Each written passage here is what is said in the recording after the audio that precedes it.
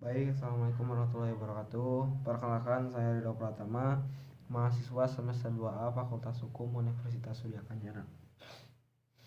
Di sini saya akan mereview materi mata kuliah Hukum Pidana pada pertemuan keempat yang telah dilaksanakan pada tanggal 15 Februari 2021 dengan dosen pengampu Ibu Profesor Dr. Hajah Heni Nuraini SHMH dan Pak Dr. M. Rendi Aridayandi SHMH.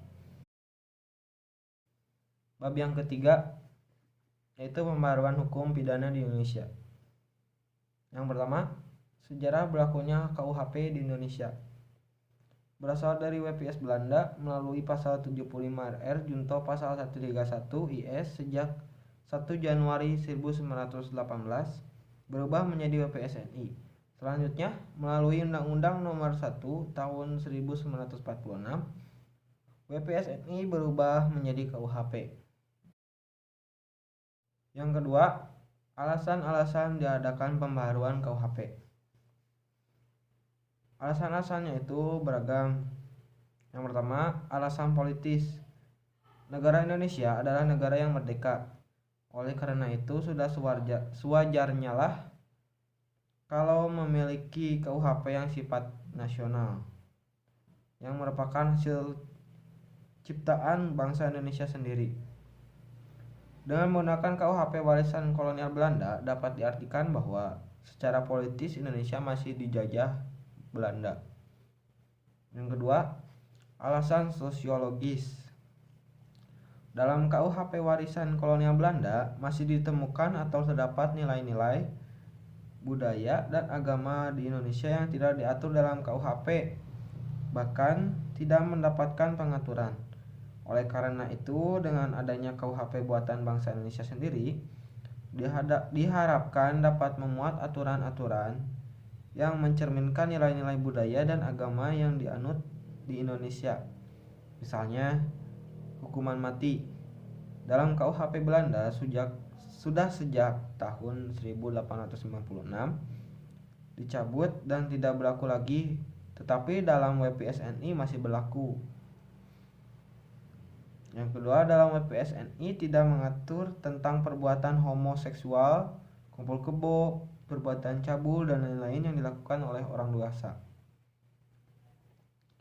Yang ketiga, alasan praktis.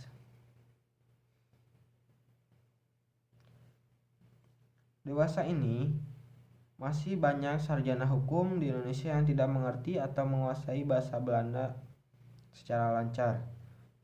Padahal teks resmi yang asli dari WPS NI adalah bahasa Belanda. Sehingga ketika diterjemahkan ke dalam bahasa Indonesia terdapat terjemahan yang beraneka ragam. Yang dikhawatirkan akan terjadi terjemahan yang menyimpang. Selain itu, tidak menunjang dalam praktek hukum pidana yang pasti dan seragam. Atas dasar itu, selayaknya lah Indonesia mempunyai KUHP dengan teks resmi bahasa Indonesia yang baik dan benar. Yang keempat, alasan adaptif. Sebagai bagian dari bangsa di dunia, Indonesia wajib memperhatikan asas-asas dan nilai-nilai yang sifatnya universal secara internasional dan memasukkan asas-asas dan nilai tersebut ke dalam KUHP yang nanti akan berlaku. Contohnya asas-asas terorisme, asas-asas narkotika, asas-asas pembajakan udara, dan lain-lain.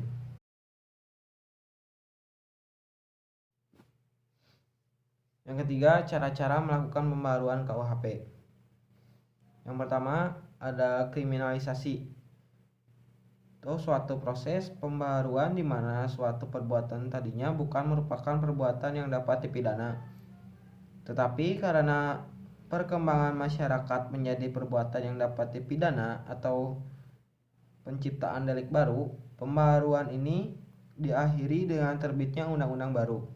Contohnya, Undang-Undang Nomor 1 PNPS tahun 1965 tentang penodaan agama.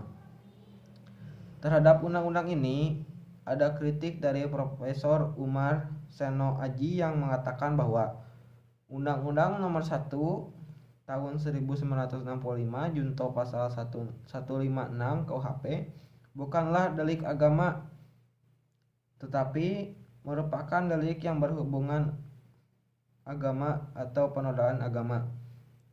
Alasannya karena kalau delik agama harus diatur secara rinci tentang agama, misalnya tentang penghinaan agama, kitab suci, nabi, ulama, dan lain-lain.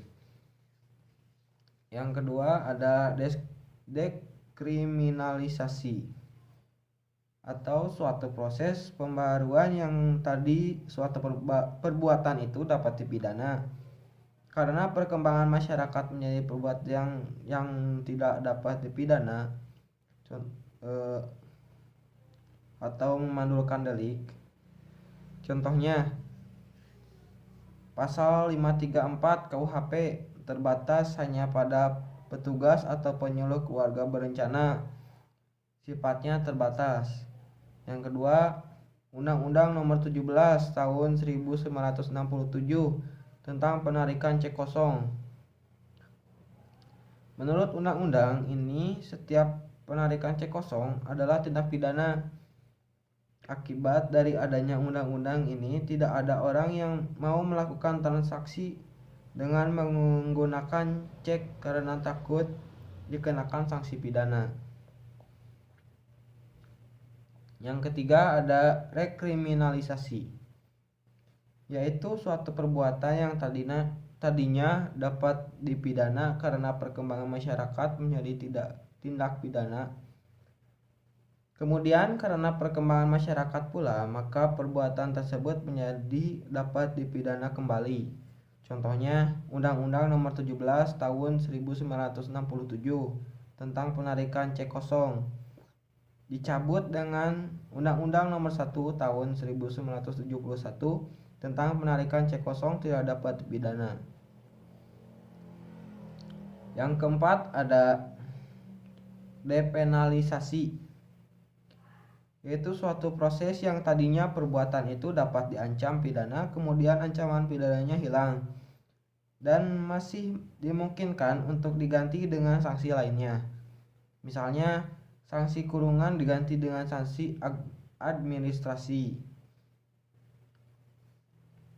Yang kelima ada mitigering, atau suatu proses pembaruan yang tadinya suatu perbuatan dikenakan sanksi hukum yang berat diganti menjadi sanksi yang lebih ringan. Contohnya yang pertama ada pidana mati diganti dengan